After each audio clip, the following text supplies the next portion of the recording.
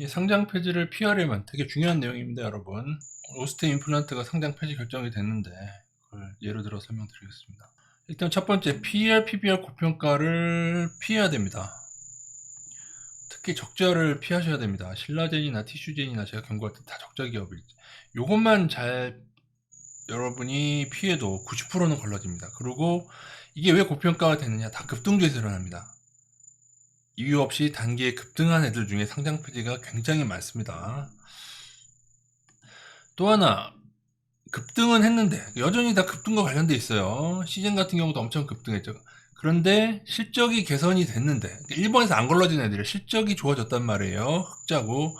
근데 기간 대비 설명이 안 되는 경우, 제가 예전에 시즌하고 SD 바이오센서 코로나가 진행되는 그 기간 동안 시설 설비가 늘어나야 되는데 갑자기 실적만 좋아졌어요. 좀 말이 안 됐다. 그것은 셀키에도 마찬가지. 얘도 이제 장외에서 갑자기 이제 코스닥 상장됐을 때 갑자기 마이너스던 자본 총기가 플러스로 이렇게 싹 바꿈돼서 왔는데 그 기간이 잘 설명이 안 됐어요. 또 하나, 12발행 유상증자 남발 기업이 있습니다. 오스틴 임플란트를 한번 보여드리면은, 여러분이 키움증권에서 기업 분석에 기업 계열을 보시면은 이렇게 CB가 발행되고 있는 현황이, 그리고 CB가 전환되고 있는 게 보이시죠? 이런 식으로 최근 연도까지도 CB가 전환돼서 나오고 또 남아있는 CB가 있고, 이런 애들이 왜 이런다? CB발행과 유상증자는 보통 돈이 부족할 때 하게 됩니다. 그러니까 이 기업은 사실상 돈을 잘 번 기업인가, 잘 벌었다고 나오는데 12발행한다? 그러면은 그거를 왜 저럴까 하고 생각을 해보셔야 된다는 것이죠. 그리고 뭔가 거래 정지됐던 기업, 사유가 있어서 신라젠 같은 경우도 거래 정지됐다가 재개됐지만은 나중에 제가 상장폐 될 거라고 했죠. 이게 거래 재개가 됐다고 해서 폐지 사유가 사라진 게 아닙니다. 보통은 제가 봤을 때 망할 대한민국에 주입하는 거래를 재개해서 기관과 컨소시엄 탈출 기회를 줍니다. 이게 어디에서도 있었냐면은 예전에 펜텍 사라질 때도, 그리고 펜텍 망하기 직전에 대규모 계약을 체결했어요. 그래서 급등하다가 나중에 한 2배인가 3배인가 급등하다가 그 다음에 얼마 있다가 상장 폐지됐습니다.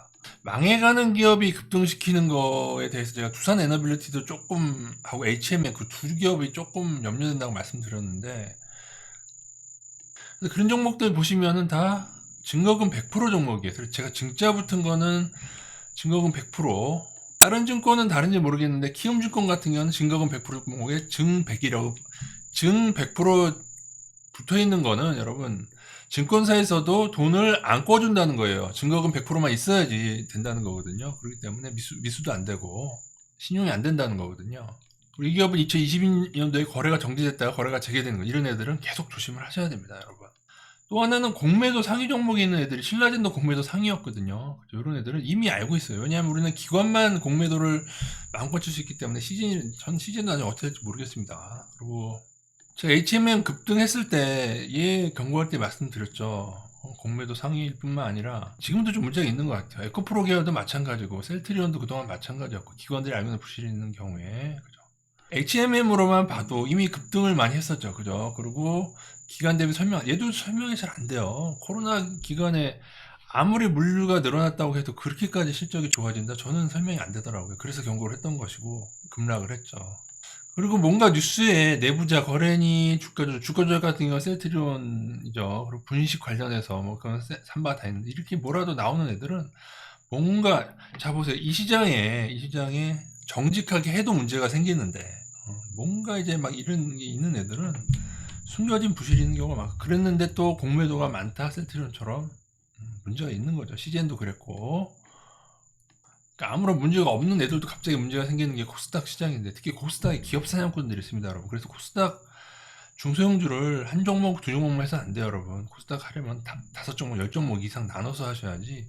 기업 사냥 당하면 어떡해요. 이렇게 M&A 뭐 한다느냐, 그리고 또 하나 빠졌다. 사장이 너무 많이 자주 바뀌거나 인수합병, 그러면서 코스닥 기업 사냥 당하는 애들이 있거든요. 실적도 다 괜찮은데 그런 애들을 이렇게 걸러내셔야 됩니다.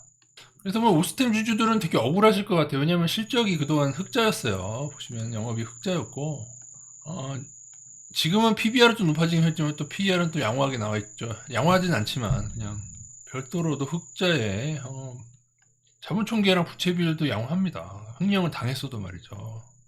근데 이러면은 이랬는데 상장 폐지됐다 이러면은 뭔가 지금 이게 사실이냐, 이 실적이 사실이냐, 지금 이렇게 막 늘어나고 있어서 작년에 실적도 엄청 좋게 나오고 해서 주가는 지금 거래 정지 전에 지금 오늘 상장 폐지 결정 나기 전까지 엄청 뛰었거든요, 주가를요. 지금 이거 띄운 애들도 물렸는데요, 제가 볼 때.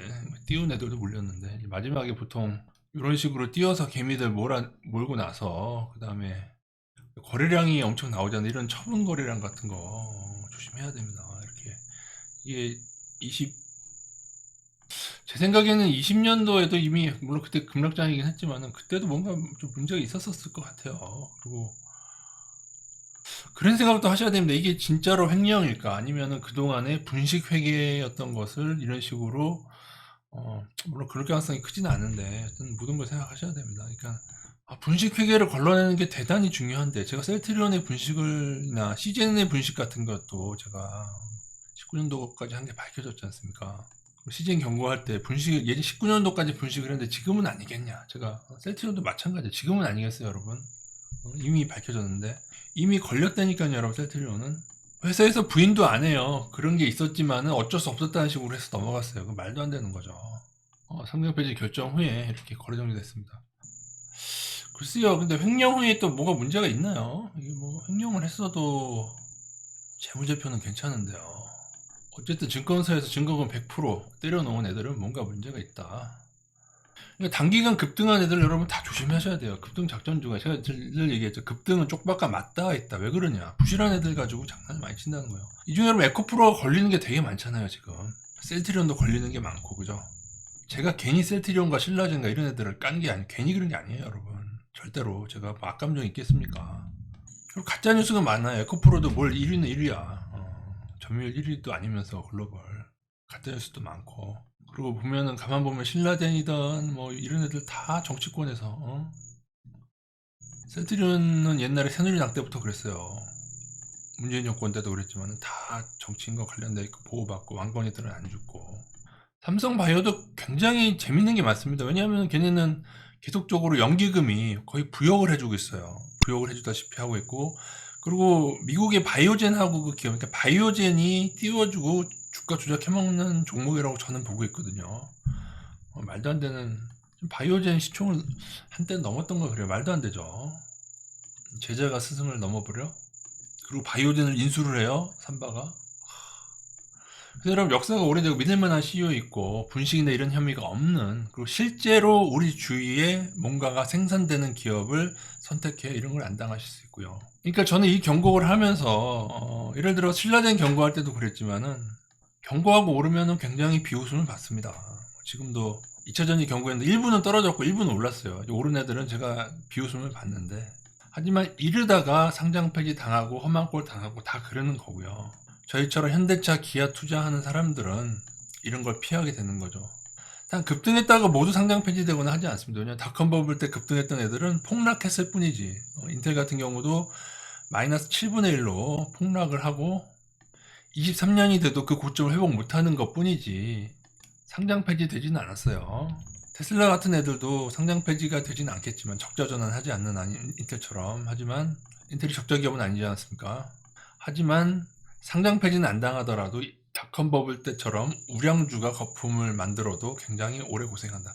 에코프로는 이런 계열이 아니다 쳐도 나중에 닷컴 버블 수준을 이미 넘었어요. 에코프로 계열은. 그리고 가짜뉴스 많기 때문에. 근데 우리나라는 몰라요. 에코프로 같은 애들이 오히려 실적이랑 그런 것도 다 부풀려 놓고 나중에 무슨 계약 체결하는 것처럼 하다가 상장 폐지되는 경우도 있기 때문에 그 생각을 하셔야 돼요. 정말 좋은 기업이 아니면은 그렇게 급등시키거나 대주주가 내부자 거래하거나 그러지 않아요. 정말 좋은 기업이 왜 그러겠어요.